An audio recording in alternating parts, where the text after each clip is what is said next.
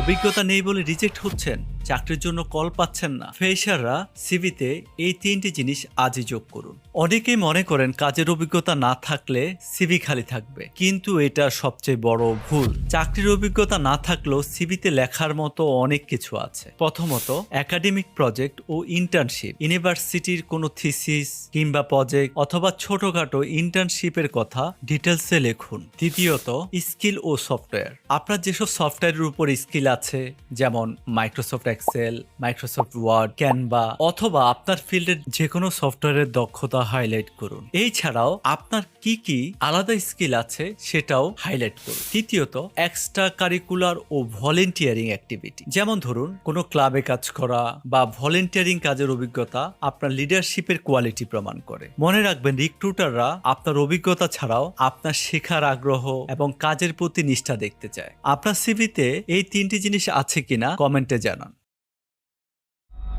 অভিজ্ঞতা নেই বলে রিজেক্ট হচ্ছেন, চাকরির জন্য কল পাচ্ছেন না। ফ্রেশাররা সিভিতে এই তিনটি জিনিস আজই যোগ করুন। অনেকেই মনে করেন কাজের অভিজ্ঞতা না থাকলে সিভি খালি থাকবে, কিন্তু এটা সবচেয়ে বড় ভুল। চাকরির অভিজ্ঞতা না থাকলেও সিভিতে লেখার মতো অনেক কিছু আছে। প্রথমত, একাডেমিক প্রজেক্ট ও ইন্টার্নশিপ, ইউনিভার্সিটির কোনো থিসিস কিংবা প্রজেক্ট অথবা ছোটখাটো ইন্টার্নশিপের কথা ডিটেলসে লিখুন। দ্বিতীয়ত, স্কিল ও সফটওয়্যার। আপনার যেসব সফটওয়্যারের উপর স্কিল আছে, যেমন Microsoft Excel, Microsoft Word, Canva অথবা আপনার ফিল্ডের যে কোনো সফটওয়্যারের দক্ষতা হাইলাইট করুন। এছাড়াও আপনার কি কি আলাদা স্কিল আছে সেটাও হাইলাইট করুন। তৃতীয়ত, এক্সট্রা কারিকুলার ও ভলেন্টিয়ারিং অ্যাক্টিভিটি, যেমন ধরুন কোনো ক্লাবে কাজ করা বা ভলেন্টিয়ারিং কাজের অভিজ্ঞতা আপনার লিডারশিপের কোয়ালিটি প্রমাণ করে। মনে রাখবেন, রিক্রুটাররা আপনার অভিজ্ঞতা ছাড়াও আপনার শেখার আগ্রহ এবং কাজের প্রতি নিষ্ঠা দেখতে চায়। আপনার সিভিতে এই তিনটি জিনিস আছে কিনা কমেন্টে জানান।